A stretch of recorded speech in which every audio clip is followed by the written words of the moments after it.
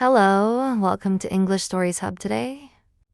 I will share with you inspirational story that you can improve your English, so try to listen it until the end.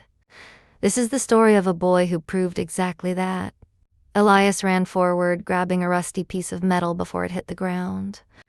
The man holding it laughed. "Why do you always collect useless things?" he asked. Elias looked at the metal carefully and smiled. "Because one day," he said, "it won't be useless." Elias wasn't like other kids. While they played games, he searched for broken objects, old wheels, wires, anything people didn't want.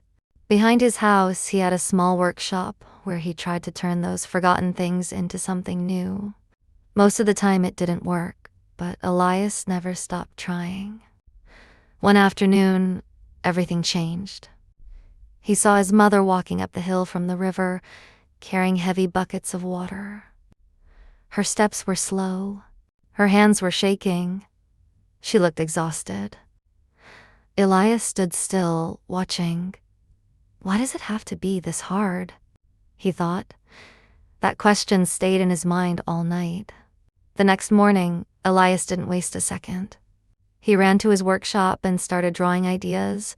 Big wheels, ropes, moving parts. "I'm going to fix this," he said. His first invention failed. The wheels broke. His second invention failed. The rope snapped. His third invention didn't even move. Elias sat in silence, surrounded by broken pieces.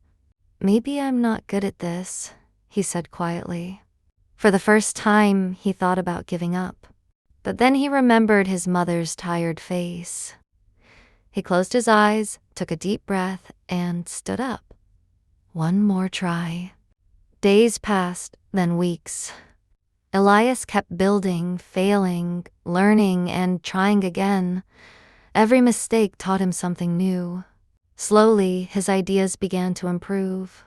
One day, his grandfather walked into the workshop. "You look tired," he said. "I keep failing," Elias replied. His grandfather picked up a broken wheel and smiled. "This is not failure," he said.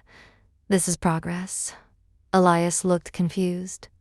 "Every great inventor fails," his grandfather continued.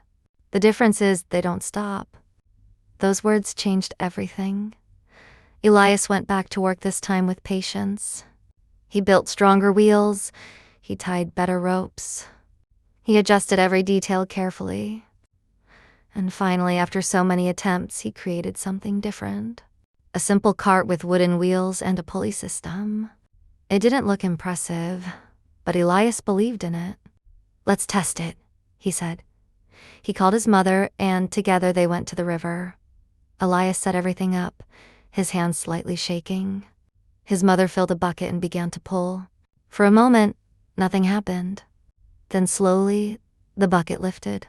Smoothly, icily. No struggle. No pain. His mother's eyes widened. "Elias, it's working." Elias stared in disbelief. Then he smiled. It worked. For the first time, his idea had become real. Soon, everyone wanted to see it. Neighbors gathered around, amazed. "Can you build one for us?" they asked. Elias nodded. And just like that, everything changed. With help from others, Elias built more carts. Life became easier. People were less tired. They had more time, more energy. One simple idea had changed everything. But the story didn't end there. One day, a traveler saw Elias's invention. "This could help many people," he said. "Not just here." Elias had never thought about that before, that night. He looked at his workshop, the same messy place where everything began. "I can do more," he said. So he did. He improved his design and traveled to other places, helping more people. His name spread not because he was famous, but because he made life better. Years later, Elias returned home. He walked into his old workshop, picked up a broken piece of metal, and smiled. "Still full of possibilities," he said. because he had learned something powerful. Great inventions don't start with perfection. They start with a problem, a question, and the courage to try again and again.